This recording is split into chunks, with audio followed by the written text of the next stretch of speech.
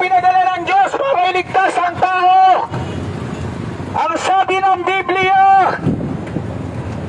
sa John 3:16, "For God so loved the world that He gave His only begotten Son, and whosoever believe in Him shall not perish." At sa John 3:17, hindi ipinadala ng Diyos ang Panginoong Jesucristo upang hatulan ang sanlibutan, ngunit pinadala siya para iligtas ang lahat ng tao. At sa John 3:18, ang sinumang sumampalataya kay Kristo ay hindi hahatulan. At ang hindi sumampalataya sa pangalan ng buktong na anak ni Jesus ay hahatulan. Malinaw! Malinaw pa sa tubig na Bible, crystal clear, that Lord Jesus Christ alone to save mankind. Wala nang iba.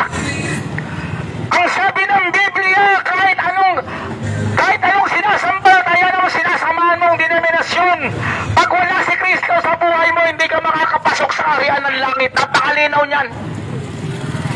Ganyang kahalaga ang pakikipag-isa kay Kristo. Ganyang kaimportante ang pakikipag-isa kay Kristo.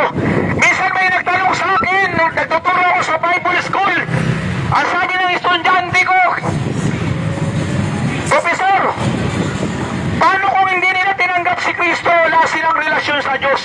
Maliligtas pa sila?" Hindi. Napakalinaw na nakalagay sa Biblia. Si Kristo lamang ang makapagliligtas sa isang individual na tao. Wala nang iba. Kanyang kaimportante, kahalaga kung bakit natin kailangan tanggapin, gawing tagapagligtas, Diyos mananakop, manunubos ang ating Panginoong Jesucristo.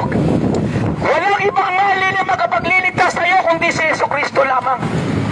Mga kapatid, ang sabi ng MCGI, si Eli Soriano, ang sabi niya, meron daw 3 requirements ang kaligtasan. Ang sabi niya, ang pag-asa, ang pananampalataya at ang pag-ibig. Mali si Eli Soriano. Ang sinabi sa Biblia ay kung sino pinakadakila ron. Hindi kaligtasan ang tinatalakay doon. Ang tinatalakay doon ay sino pinakadakila. Sa 3, ang pag-asa, ang pananampalataya, ang pag-ibig. Okay, sakyan natin si Eli Soriano. Sakyan natin. Ang pinakadakila, pag-ibig. Ako ang pinakadakila, ang pag-ibig, sabi ng Bible, sabi ng Panginoong Jesus. Gayon na lamang ang pag-ibig ng Diyos sa sanlibutan. Ipinagkaloob niya si Kristo. Ibig sabihin yung pag-ibig pala, ang pag-ibig ng Panginoong Diyos na nasa langit, ay si Kristo mismo. Kaya ang makapagliligtas lamang sa tao ay si Kristo. Napaka-importante mo na si Kristo ay sampalatayanan natin, tanggapin natin bilang Hari, Diyos, tagapagligtas. Walang ibang makapagliligtas sa tao kundi si Jesus.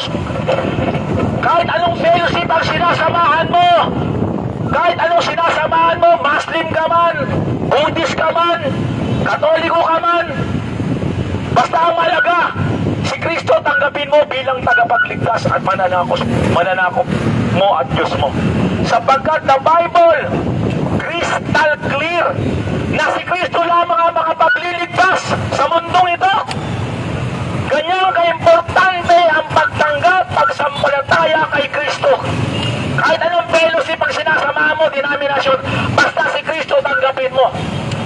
Dahil pag hindi mo tinanggap si Kristo, hindi ka makakapasok sa kaharian ng Diyos. Siya ang susi para makapasok ka sa kaharian ng Diyos. No?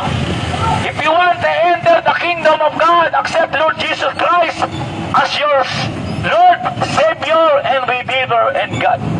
Ganyang kahalaga po ang pagtanggap kay Kristo bilang Hari, Diyos, tagapagligtas. Mga kapatid, siya lamang ang makapagliligtas sa bawat individual na tao. Wala nang iba. Napaka-importante mo. Natanggapin mo si Kristo. Di mo pwedeng sabihin na mahal mo si Kristo, nananampalataya ka kay Kristo, no?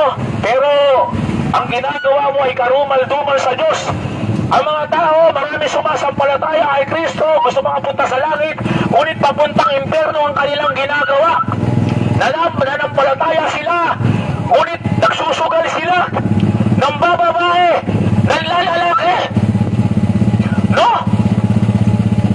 Masuwayin sa magulang, sinisira ang kanilang kapwa.